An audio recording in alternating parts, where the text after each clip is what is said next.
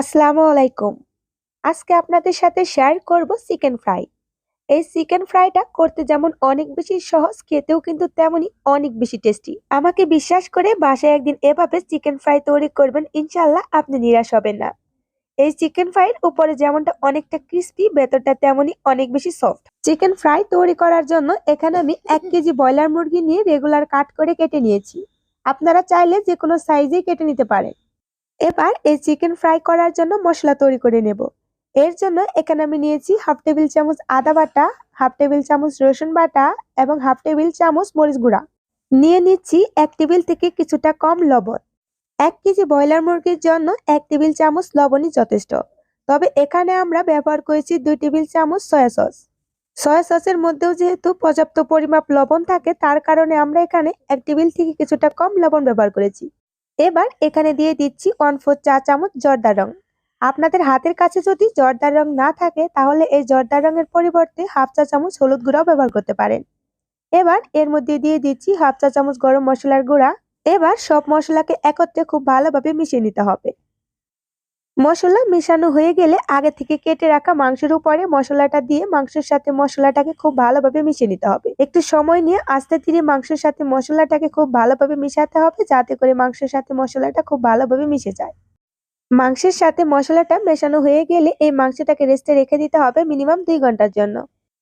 তবে সবথেকে বেশি ভালো রেজাল্ট আসে যদি এই অবস্থায় মাংসটাকে আপনি আগের দিন ফ্রিজের নরমাল চেম্বারে রেখে দেন এবং পরের দিন ফ্রিজ থেকে বের করে বাকি প্রসেসিং করে মাংসটাকে ফ্রাই করে নেন।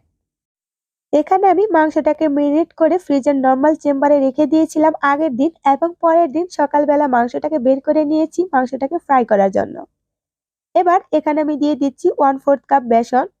আপনারা চাইলে এই পর্যায়ে বেসনের পরিবর্তনে ময়দাও ব্যবহার করতে পারেন, তবে বেসন দিলে রেজাল্টটা বেশি ভালো আসে।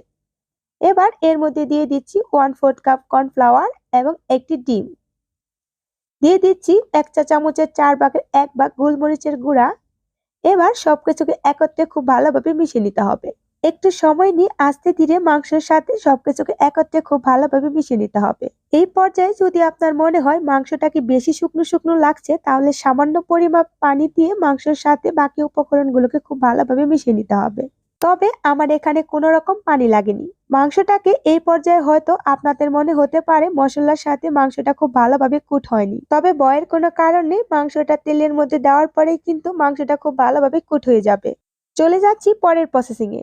এবার চুলায় একটি প্যান বসিয়ে প্যানের মধ্যে পর্যাপ্ত পরিমাপ তেল দিয়ে তেলটাকে খুব ভালোভাবে গরম করে নিতে হবে। তেলটা খুব ভালোভাবে গরম হয়ে গেলে একে একে মাংসের পিসগুলোকে দিয়ে দিতে হবে। মাংসের পিসগুলোকে প্যানের মধ্যে দেওয়ার সময় লক্ষ্য রাখতে হবে মাংসের একটি পিসের সাথে যেন অন্য পিসটি লেগে না যায়। পর্যায়ে চুলার আঁচটা থাকবে মিডিয়াম হাই হিটে। মিডিয়াম হাই হিটে মাংসগুলোকে 10 থেকে 12 মিনিটের মতন ভেজে নিতে হবে। এই মাংসটা যেহেতু ডুবো তেলেই ভাজতে হয়, তাই খুব বেশি নাড়াচাড়া করার দরকার নেই। 2 থেকে 3 বার উল্টে পাল্টে ভেজে নিলে কিন্তু এই চিকেন ফ্রাইটা দেখবেন একদম রেডি। মাংসগুলোকে খুব বেশি সময় ধরেও ভাজা যাবে না, আবার চুলার আঁচটাকে কমিয়েও মাংসগুলোকে ভাজা যাবে না। এতে করে কিন্তু মাংসগুলোর ভেতরটা শক্ত হয়ে যাবে। তাই চেষ্টা করবেন আমি যেভাবে চিকেন ফ্রাই তৈরি করেছি ঠিক একইভাবে চিকেন ফ্রাইটা তৈরি করার জন্য। এতে করে কিন্তু আপনার চিকেন ফ্রাইটা একদম পারফেক্ট হবে এবং খেতেও হবে অনেক বেশি সুস্বাদু।